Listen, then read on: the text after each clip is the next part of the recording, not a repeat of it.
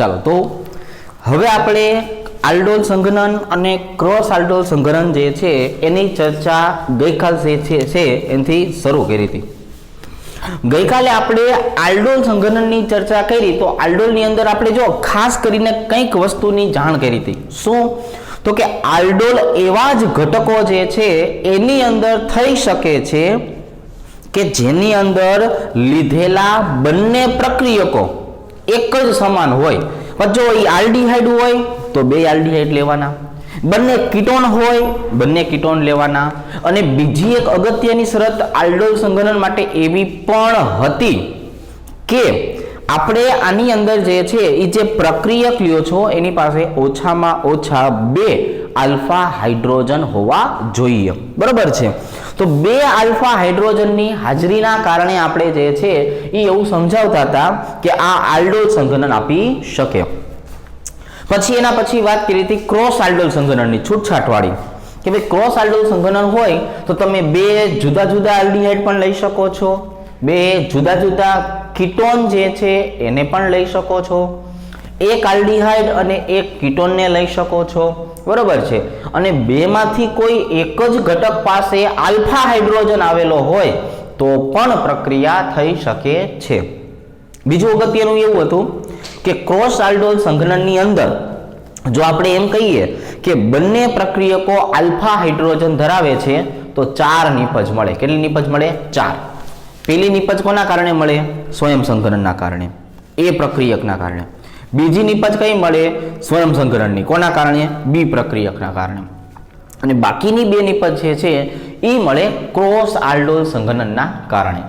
તો ગઈકાલે આપણે જે છે તમને કીધું હતું કે આ તમે સેલ્ફ તમારી જાતે એક ઉદાહરણ જે સોલ્વ કરજો કે જેમાં એક આલ્ડીહાઇડનું ઉદાહરણ હતું અને એક કીટોનનું ઉદાહરણ હતું. તો આપણે શું કરશું? એ આલ્ડીહાઇડ અને કીટોન વાળું જે ઉદાહરણ છે એનાથી શરૂઆત કરીએ. બરાબર? એટલે આપણે આજે લખ્યું છે કે ભાઈ ક્રોસ આલ્ડોલ જે છે એ ક્રોસ આલ્ડોલના વિશિષ્ટ ઉદાહરણો જે છે એની ચર્ચા કરશું પહેલા નંબરના બોર્ડમાં. જેની અંદર આપણે શું કરશું?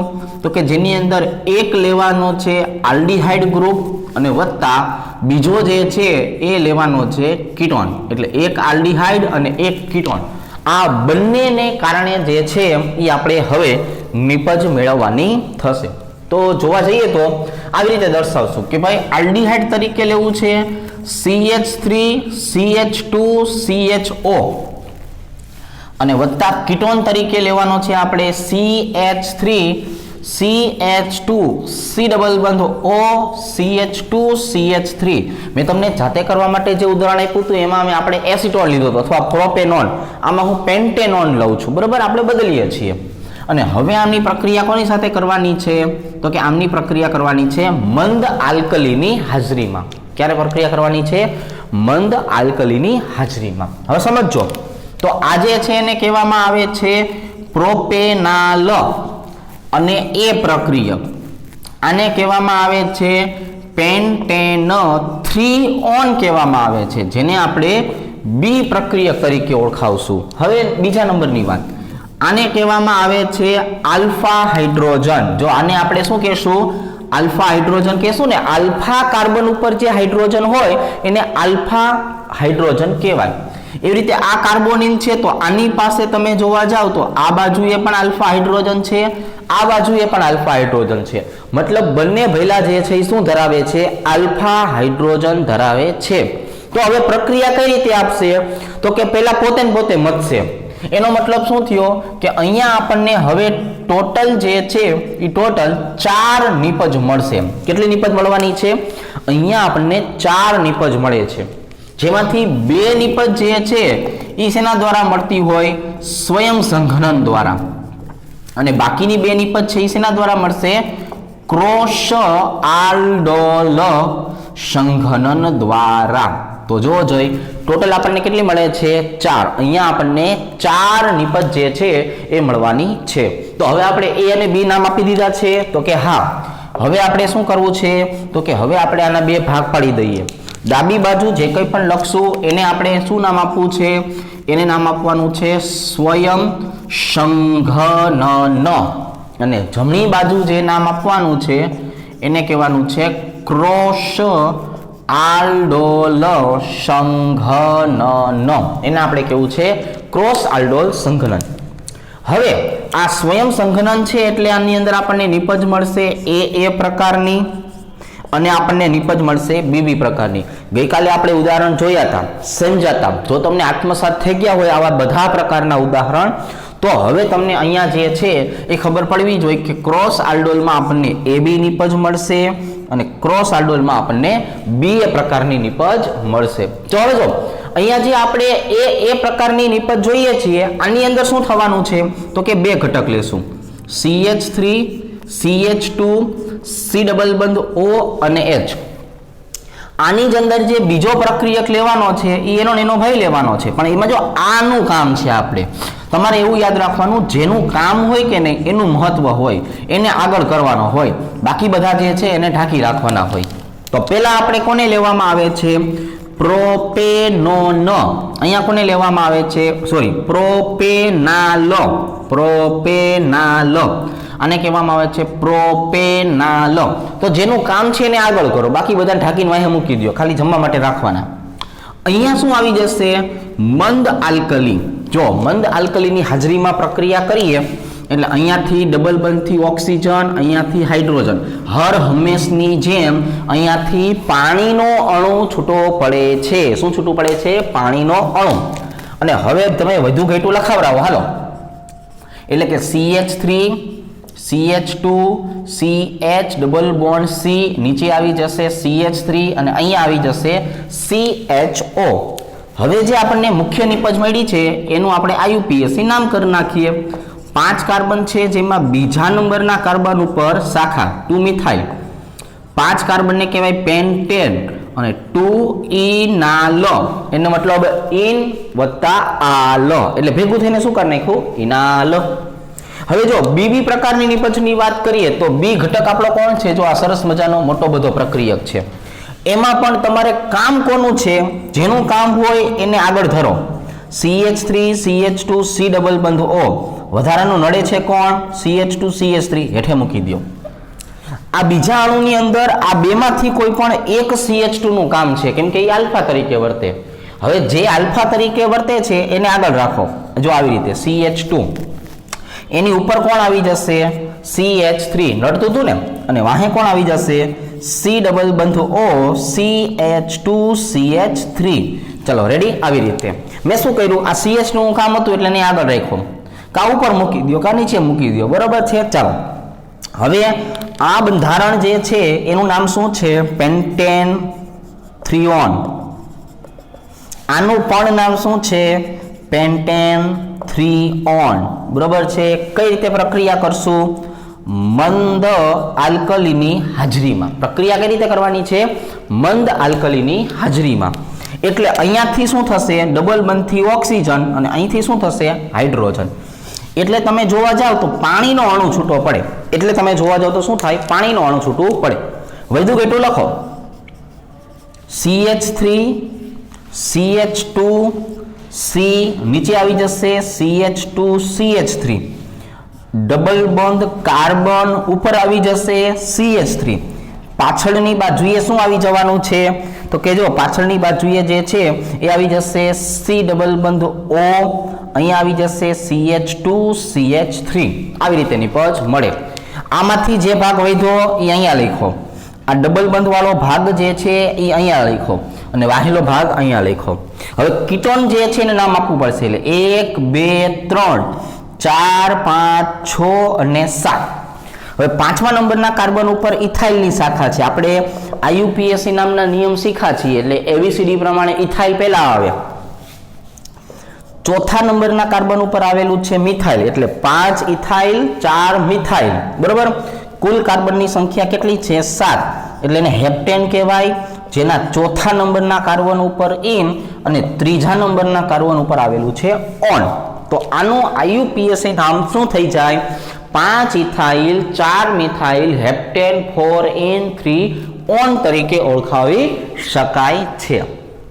હવે આ જે છે એ સ્વયં સંઘનનની નિપજ થઈ. કઈ નિપજ થઈ? સ્વયં સંઘનન. સામે જે લખવાની છે આપણે એને કહેવાનું છે ક્રોસ આલ્ડોલ સંઘનન. એટલે જો આપણે લખ્યું છે A અને B, પહેલા આપણે આલ્ડીહાઇડ લેવાનો, પાછળ આપણે કીટોન.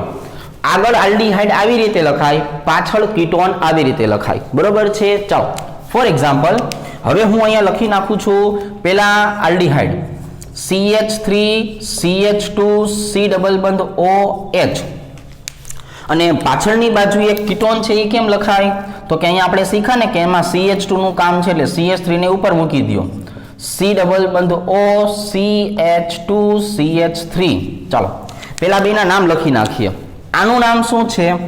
આને પ્રોપેનાલ કહેવાય. આને શું કહેવાય? પ્રોપેનાલ કહેવાય. આનું નામ શું છે? આને પેન્ટેન 3 કહેવાય. શું કહેવાય? પેન્ટેન 3 હર હંમેશની જેમ આમનો ઓક્સિજન આમના હાઇડ્રોજન સાથે જોડાય એટલે જ્યારે મંદ આલ્કલીની હાજરીમાં પ્રક્રિયા થાય એટલે પાણીનો અણુ છૂટો પડે. હવે વધુ ઘટ્યું શું છે એ લખશું. જો વધુ ઘટ્યું શું છે? તો કે અહીંયા વધ્યું CH3 તો કે હા, અહીંયા આવી ગયું CH2 તો કે હા, અહીંયા આવી ગયું CH ડબલ બંધ કાર્બન. આ કાર્બન ઉપરની બાજુએ આવી જાય CH3, નીચેની બાજુએ આવી જાય C ડબલ બંધ O CH2 CH3. બરાબર? નકર બહાર નીકળી જાય તો પાછું દેખાય નહીં, એટલા માટે નીચે લઈ લીધું. હવે શું થયું?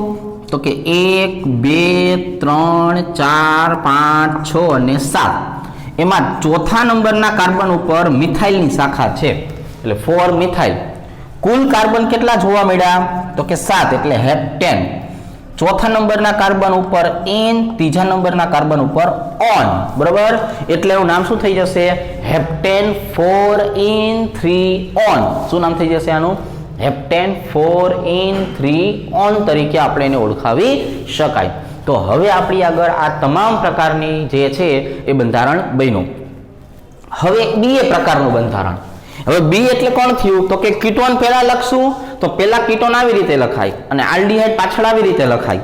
એનો મતલબ આવો થયો. જો હું લખીશ આવી રીતે, સમજો બી એની પર જે છે એને આવી રીતે દર્શાવશું કે ભાઈ CH3 CH2 C ડબલ બંધ O આના નીચે મૂકી દો CH2 CH3. અને હવે આપણી પાસે આલ્ડીહાઇડ પાછળ હોય તો જો આમ લખાય કે CH2 અહીંયા આવી જશે CHO, અહીંયા આવી જશે CH3. થઈ ગયું? ચાલો આ ભાઈબંધનું નામ શું હતું? પેન્ટેન 3 આનું નામ શું હતું? પ્રોપેનાલ.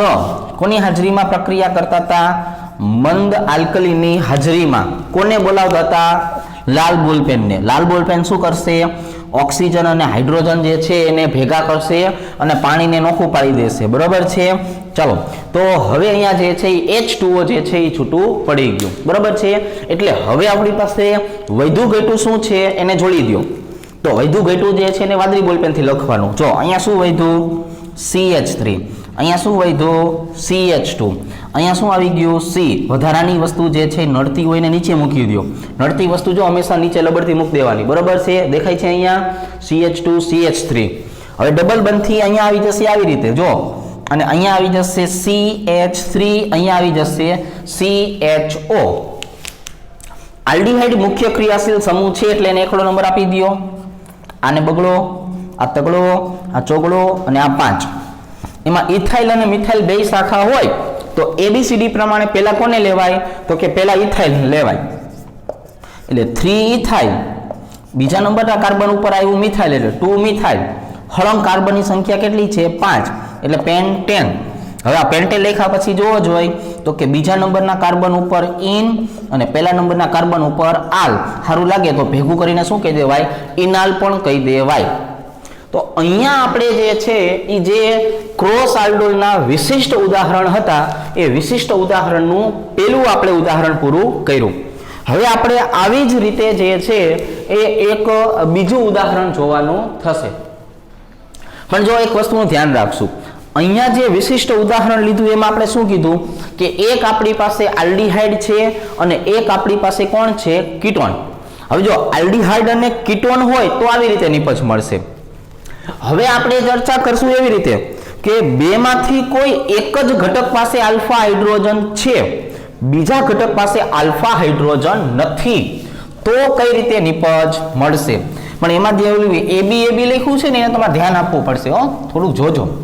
આમાં પહેલા પ્રક્રિયક હોય એને પાસેથી તમારે શેની જરૂર પડશે, બીજો પ્રક્રિયક મૂકો છો એની પાસેથી શું જરૂર પડશે, તમારે એવું પણ જોવાનું છે. તો અહીંયા આપણે હવે પેજ નંબર 2 લખી નાખીએ. તો પેજ નંબર 2 ની વાત કરીએ ને તો જો આપણને હવે વિશિષ્ટ ઉદાહરણ નંબર 2 જોવા મળશે. હવે આપણે અહીંયા લખી નાખીએ છીએ પેજ નંબર 2 આવી રીતે. હવે જો હવે આપણી પાસે જે છે એ શું આવેલું છે તો કે એક એવું બંધારણ કે જેની પાસે આલ્ફા હાઇડ્રોજન છે, એટલે આપણે પ્રક્રિયા માટે લેવાનો છે, બોલાવવાનો છે, બહારથી ઇમ્પોર્ટ કરશું આપણે કે ભાઈ સી ડબલ બંધ OCH3. અને બીજો એક ઘટક આપણે એવો લેશું કે જેની પાસે બિચારા પાસે આલ્ફા હાઇડ્રોજન નથી, સી ડબલ બંધ O અને H.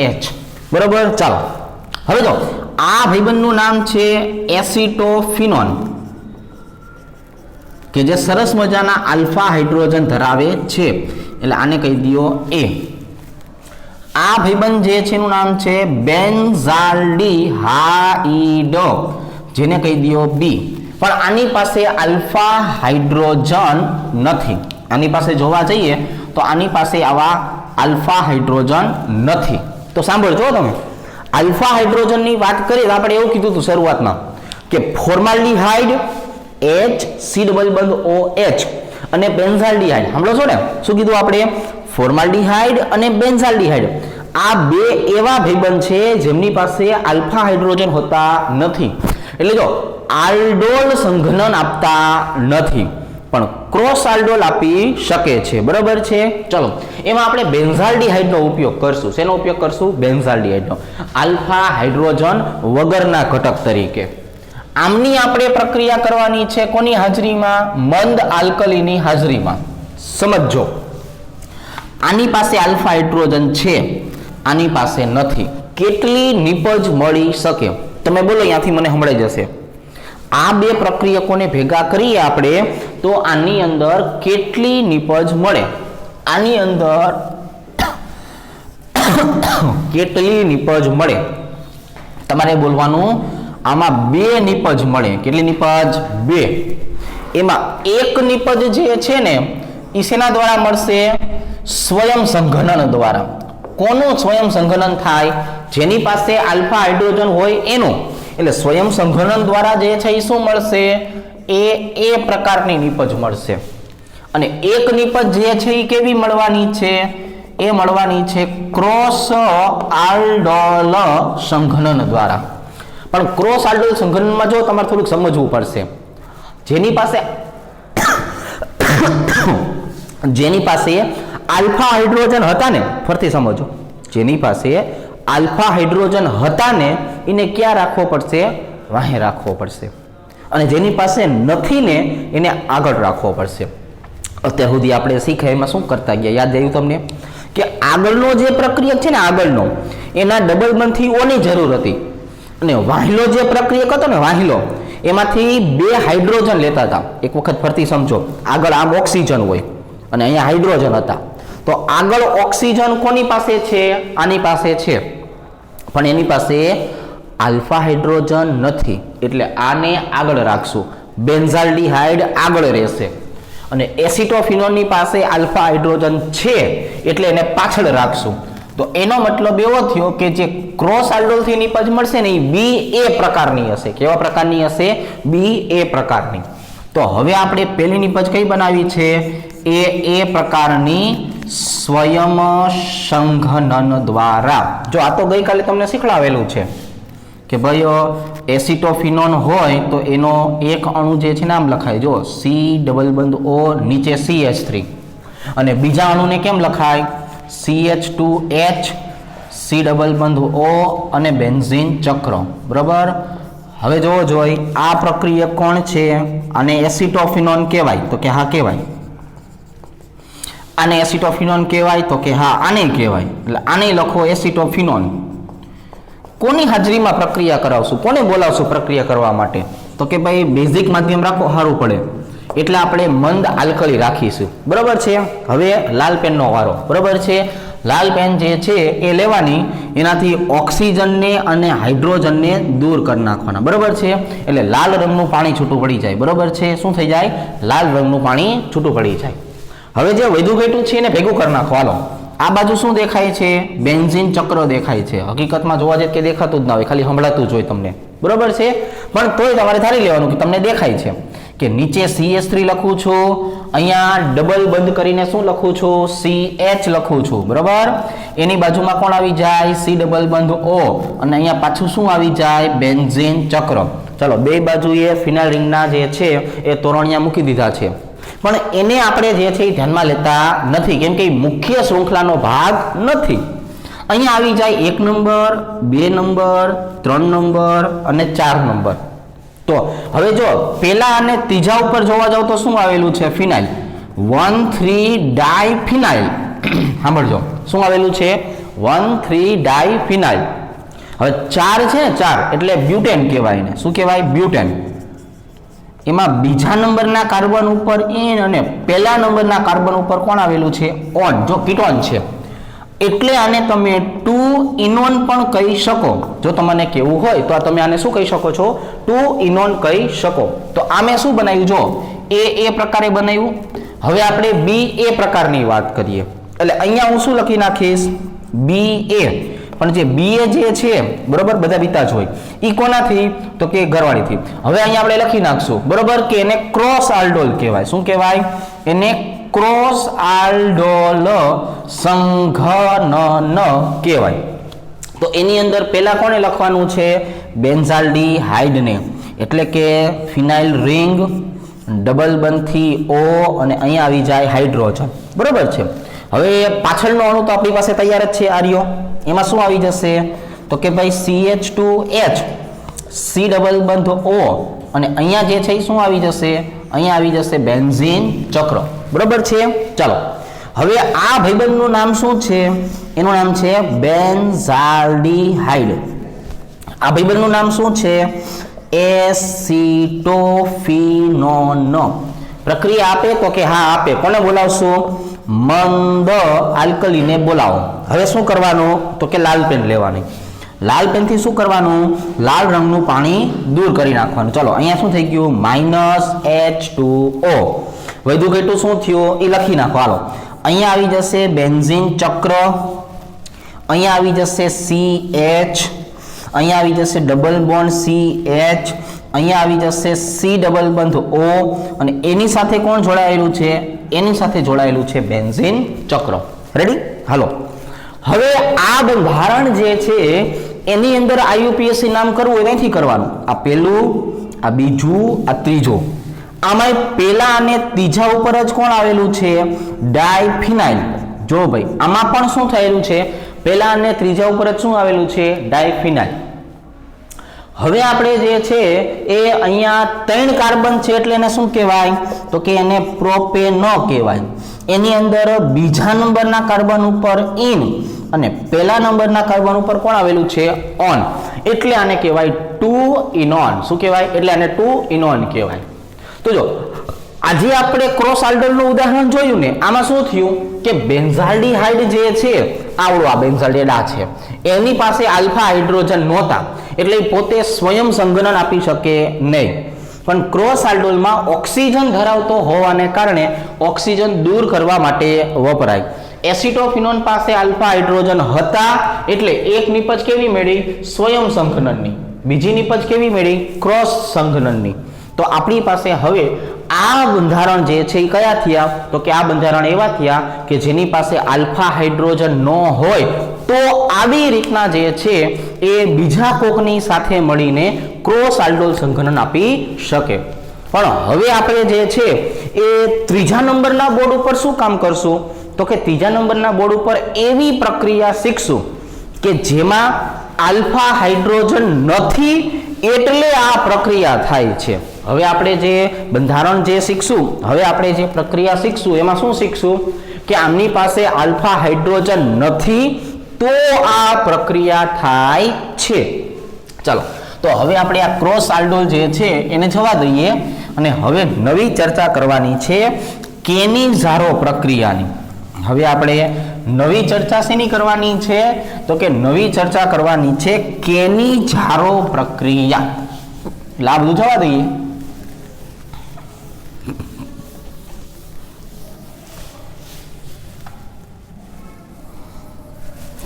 તો અહીંયા જે છે એ પેજ નંબર 3 થશે. આજનું હેડિંગ નવું મારવું પડશે ને. શું મારવું પડશે? આલ્ફા હાઇડ્રોજન ન હોવાથી થતી પ્રક્રિયા. જો શું લખશું આપણે આને? તો કે આને કહેવાનું છે આલ્ફા હાઇડ્રોજન ન હોવાથી થતી પ્રક્રિયા, એટલે કે કેની-ઝારો પ્રક્રિયા. જો જે આલ્ડોલ સંઘનન નથી આપી શકતા, દુખિયારા જે માણસો હતા કે જેની અંદર આલ્ડોલ સંઘનન નહોતું થતું, આવા આલ્ડોલ સંઘનન નથી આપી શકતા ને એવા પ્રક્રિયકો માટે ખાસ કરીને જે છે એ આવા પ્રકારની જે છે એ પ્રક્રિયા જે છે એ બનાવવામાં આવે છે. બરોબર છે? આ વિશિષ્ટ પ્રક્રિયા છે. એટલે આ કોના માટે થઈ? તો કે એક ફોર્માલ્ડીહાઇડ. જો ફોર્માલ્ડીહાઇડ નહોતું આપતું અને બીજું જે છે એ કોણ આપી દેશે? બેન્ઝાલ્ડીહાઇડ. બેન્ઝાલ્ડીહાઇડ જે છે એ પણ તમે જોઈ શકો છો કે સ્વયં સંઘનન આપી શકતું નહોતું. બરાબર? એટલે ક્રોસ આલ્ડોલ માટે બેન્ઝાલ્ડીહાઇડનો ઉપયોગ કરતા હતા. હવે આ બે માટે એક નવી બનાવેલી પ્રક્રિયા જેને કહેવાનું છે કેની-ઝારો પ્રક્રિયા. પણ આ પ્રક્રિયાની જો વાત કરીએ તો આ પ્રક્રિયા જે છે એને આપણે વિષમીકરણ નામ આપવાનું છે. શું નામ આપવાનું છે? વિષમીકરણની પ્રક્રિયા. જો વિષમીકરણની પ્રક્રિયા જે છે એ આપણે રેડોક્સ પ્રક્રિયામાં શીખા હોય. ક્યાં શીખા હોય? રેડોક્સ પ્રક્રિયામાં. વિષમીકરણ શબ્દનો મતલબ શું થાય? એક જ પ્રક્રિયક છે, એનું જ ઓક્સિડેશન થાય, એનું જ રિડક્શન થાય. એક જ પ્રક્રિયક બધા કામ કરી આવે. બરાબર છે? તો એને આપણે શું કહેવાનું છે? એને આપણે કહેવાનું છે વિષમીકરણ જે છે એ વિષમીકરણની પ્રક્રિયા. બરાબર છે? ચાલો, તો હવે આ વિષમીકરણની પ્રક્રિયા જે છે એને આપણે ઓળખાવશું આવી રીતે કે એક જ ઘટક કે જે ઓક્સિડેશન અનુભવે, રિડક્શન અનુભવે. બરાબર છે? એટલે આવી પ્રક્રિયાને આપણે વિષમીકરણની પ્રક્રિયા તરીકે ઓળખાવશું. સાંભળજો કઈ રીતે? તો કે પેલું અહીંયા મૂળ તો આપણે આલ્ડીહાઇડ જ લેવાના છે. હવે આલ્ડીહાઇડ ઘટક જે છે એનું આપણે બે જુદી જુદી નિપજમાં રૂપાંતરણ કરશું. એક પ્રક્રિયા જે પ્રક્રિયા કરવા માટે આપણે 50% જે છે એ 50% આલ્કલીનો ઉપયોગ કરશું. એટલે અહીંયા આલ્ડીહાઇડના ટોટલ તમારે 2 અણુ લેવા પડશે. અહીંયા આપણે શું કરવું પડશે? આલ્ડીહાઇડ જે છે એ આલ્ડીહાઇડના ટોટલ 2 અણુ જે છે એ 2 અણુ લેવા પડશે.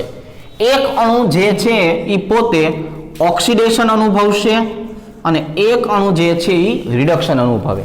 હવે આલ્ડીહાઇડનું ઓક્સિડેશન થાય તો સ્વાભાવિક રીતે આપણને બધાને ખબર છે કે એમાંથી હંમેશા શું બને? કાર્બોક્સિલિક એસિડ બને. બેનો એસિડ.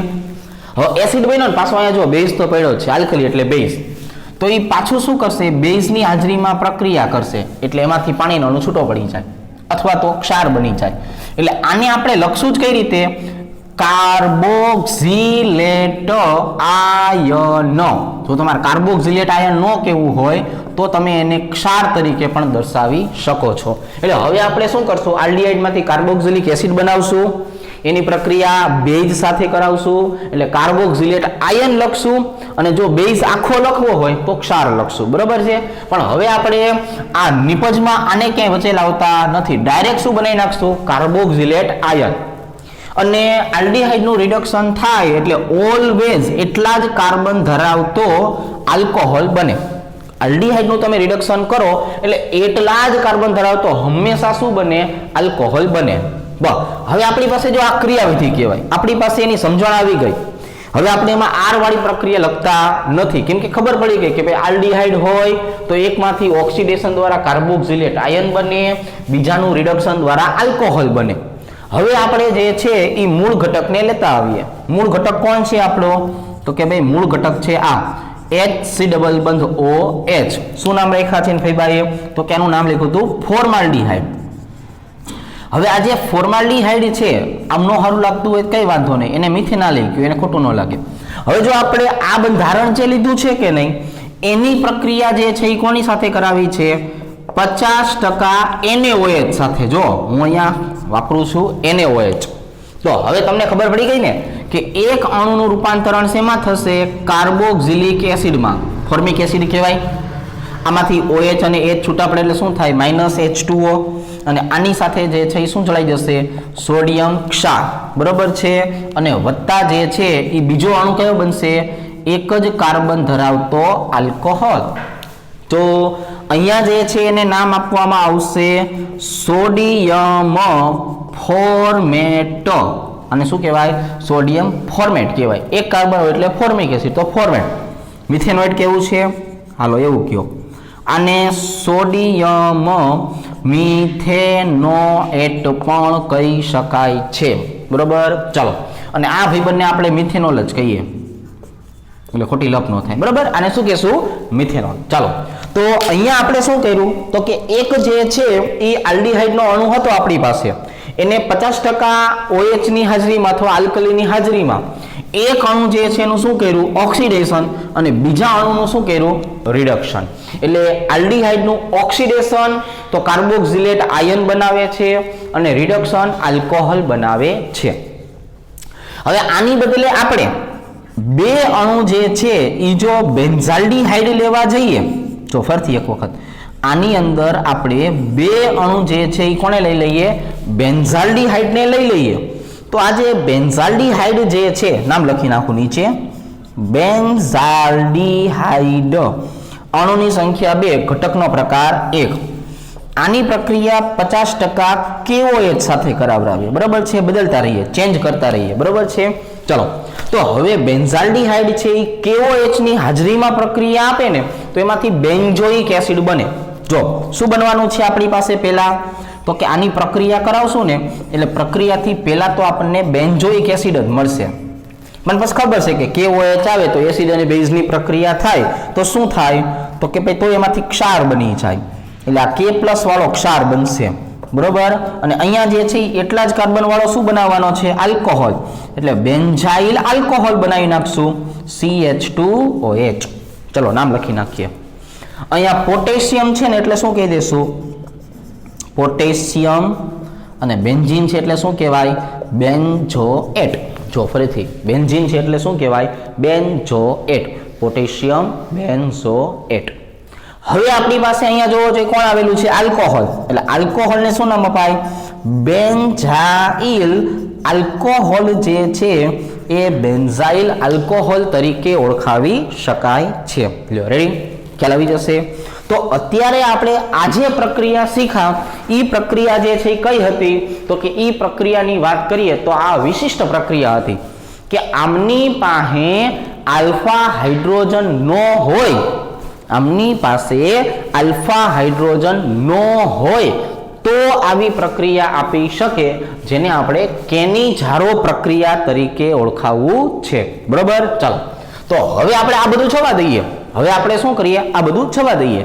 હવે આપણે જે છે એ છેલ્લી પ્રક્રિયા શીખીએ, પછી આપણે આલ્ડીહાઇડ અને કીટોન જે છે એને જે છે એ અલવિદા કહેશું. તો આ છેલ્લી પ્રક્રિયા કઈ છે? તો એને કહેવામાં આવે છે ઇલેક્ટ્રોન અનુરાગી વિસ્થાપન પ્રક્રિયા. શું કહેવામાં આવે છે? ઇલેક્ટ્રોન અનુરાગી વિસ્થાપન પ્રક્રિયા તરીકે ઓળખવાનું છે.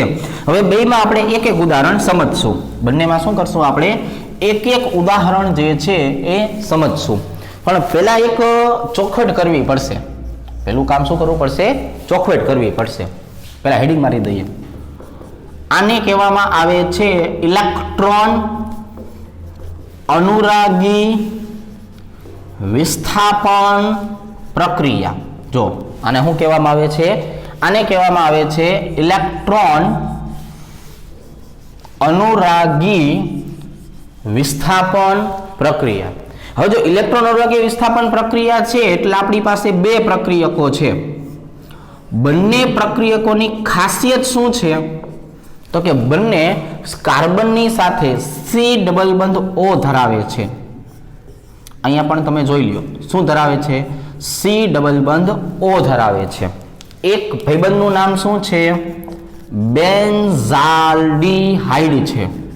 એક ભાઈબંધનું નામ શું છે? બેન્ઝાલ્ડીહાઇડ. બીજા ભાઈબંધનું નામ શું છે? એસિટોફિનોન. જો બીજા ભાઈબંધનું નામ શું છે? એસિટોફિનોન. હવે આ બંનેની ચર્ચા કરીએ ને, બંનેની ચર્ચા, તો આ બંનેના ઓક્સિજન શું કરશે? બંને ઇલેક્ટ્રોન ખેંચી જાય. એટલે કાર્બન ઉપર કયો ચાર્જ આવે? પોઝિટિવ.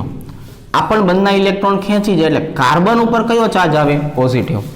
જ્યારે આ કાર્બન ઉપર પોઝિટિવ ચાર્જ આવ્યા છે, જ્યારે આ કાર્બન ઉપર પોઝિટિવ ચાર્જ આવ્યા છે, ત્યારે બંધના ઇલેક્ટ્રોન ખેંચાણા છે. અને ઓર્થો સ્થાન હોય, પેરા સ્થાન હોય અને પાછું ઓર્થો સ્થાન હોય. એવી જ રીતે અહીંયા કે ભાઈ જો ઓર્થો સ્થાનની વાત કરો, પેરા સ્થાનની વાત કરો અને પાછા ઓર્થો સ્થાનની વાત કરો, આમના ઉપર પોઝિટિવ ચાર્જ આવે છે. એટલે જોવો જોઈ ઓર્થો પેરા પોઝિટિવ ચાર્જ, એનો મતલબ meta automatic negative charge. Meta automatic negative charge. હવે અહીંયા આપણે જોવા જઈએ તો પ્રક્રિયકો કયા છે? ઈ પ્લસ, કેમ કે તો જ આને ઇલેક્ટ્રોન અનુરાગી કહેવાય ને. તો ઇલેક્ટ્રોન અનુરાગી જે છે આ બે વચ્ચે પોઝિટિવ ચાર્જ હોય તો ઓર્થો અને પેરા પાસે આવે તો શું થઈ જાય? અપાકર્ષણ થઈ જાય. જો અહીંયા આવે તો શું થાય? અપાકર્ષણ થઈ જાય. અને મેટા પાસે આવે તો અહીંયા તો નેગેટિવ છે, તો અહીંયા એનું શું થાય? આકર્ષણ થાય. એટલા માટે આ બંને ભાઈઓ બેન્ઝાલ્ડીહાઇડ અને એસિટોફિનોન બંને કેવા તરીકે વર્તે? મેટા નિર્દેશકો તરીકે વર્તે છે. શેના તરીકે વર્તે છે? મેટા નિર્દેશકો તરીકે વર્તે છે. અને અહીંયા આપણા ઇલેક્ટ્રોન અનુરાગી ઘટકો કયા કયા છે? અહીંયા આપણા ઇલેક્ટ્રોન અનુરાગી ઘટકો ઈ પ્લસ હોય, સીએલ પ્લસ હોઈ શકે, બીઆર પ્લસ હોઈ શકે, NO2 પ્લસ હોઈ શકે, SO3H પ્લસ હોઈ શકે, બરાબર, CH3 પ્લસ હોઈ શકે. આ કોઈ પણ પ્રકારના ઘટકો લઈ શકાય. એટલે આપણે શું કરીએ? એક ઉદાહરણ બેન્ઝાલ્ડીહાઇડનું લઈએ, પછી આમાંથી કોઈ પણ લઈ શકો ઇલેક્ટ્રોન અનુરાગી પ્રક્રિયા. અને એક ઉદાહરણ છે એ કોનું લઈ લઈએ? એસિટોફિનોનનું. બરાબર છે. ચલો, એટલે આ બાજુએ જે છે એ ભાઈબંધનું નામ શું છે? બેન્ઝાલ્ડીહાઇડ. અને આ ભાઈબંધનું નામ શું છે? એસિટોફિનોન. જો જોઈ તો બેન્ઝાલ્ડીહાઇડ જે છે એની પ્રક્રિયા આપણે ક્લોરીનની હાજરીમાં કરાવડાવીએ અને FeCl3 ઉદ્દીપક તરીકે વાપરીએ તો આ પ્રક્રિયાનું નામ શું થઈ જાય? ક્લોરિનેશન. શું થઈ જાય? ક્લોરિનેશન. મેટા સ્થાનમાં કોણ હોય? હાઇડ્રોજન. એ એક ક્લોરીન સાથે જોડાય તો શું થાય? HCl છૂટું પડે. અને વધેલો જે છે ક્લોરીન ઈ બેન્ઝાલ્ડીહાઇડના મેટા સ્થાન સાથે જોડાય. કોની સાથે જોડાય? મેટા સ્થાન સાથે. એટલે આને કહેવામાં આવે છે મેટાક્લોરોબેન્ઝાલ્ડીહાઇડ. એકડા બગડા કેવા હોય તો કઈ વાંધો નહીં, કહેવાય. એમાં આવશે 3-ક્લોરોબેન્ઝાલ્ડીહાઇડ. બેન્ઝાલ્ડીહાઇડ IUPAC માં હાલે અને સામાન્યમાં હાલે. આવા નામ હારા બધી જગ્યાએ વાપરી શકાય. હવે આપણે આની વાત કરીએ સાંદ્ર HNO3 અને સાંદ્ર H2SO4. એટલે આવી પ્રક્રિયાને નાઇટ્રેશન બોલાય. શું બોલાય? આવી પ્રક્રિયાને નાઇટ્રેશન. જેમાં HNO3 ને આમ લખાય, જો એ આમ કેમ? OH NO2+. એના મેટા સ્થાન ઉપર કોણ હોય? હાઇડ્રોજન. એટલે અહીંયાથી શું છૂટું પડે? -H2O. અને હવે જે બંધારણ બન્યું ને એ બંધારણ આવું બન્યું કે અહીંયા આવી ગયું COCH3 અને મેટા સ્થાન ઉપર કોણ આવી ગયું? NO2. તો આનું નામ લખવું હોય તો કઈ વાંધો નહીં, આને કહી દો મેટાક્લોરોએસિટોફિનોન. બરાબર. ચાલો, અને એકડા બગડા કેવા હોય તો કઈ વાંધો નહીં, સેડાલુસિન શું કહી દેવાનું? ત્રીજા નંબરના ઉપર આવેલું છે 3-નાઇટ્રોએસિટોફિનોન. બરાબર. આવી રીતે. તો આ જે પ્રક્રિયાઓ જે છે આને કહેવામાં આવે છે ઇલેક્ટ્રોન અનુરાગી વિસ્થાપન પ્રક્રિયાઓ. આને શું કહેવાય? ઇલેક્ટ્રોન અનુરાગી વિસ્થાપન પ્રક્રિયાઓ. તો જો આજે આપણે ક્રોસ આલ્ડોલના વિશિષ્ટ ઉદાહરણ, વિશિષ્ટ એવી કેનિઝારો પ્રક્રિયા અને મેટા નિર્દેશક તરીકે કઈ રીતે વર્તે છે એની સમજણ સાથે જે છે એ તમને શીખવાયું છે ઇલેક્ટ્રોન અનુરાગી વિસ્થાપન પ્રક્રિયા. હવે આવતીકાલથી આપણે જે છે એ કાર્બોક્સિલિક એસિડ જે છે એ શીખવાનું થશે. આજ માટે અહીંયા સુધી રાખીએ.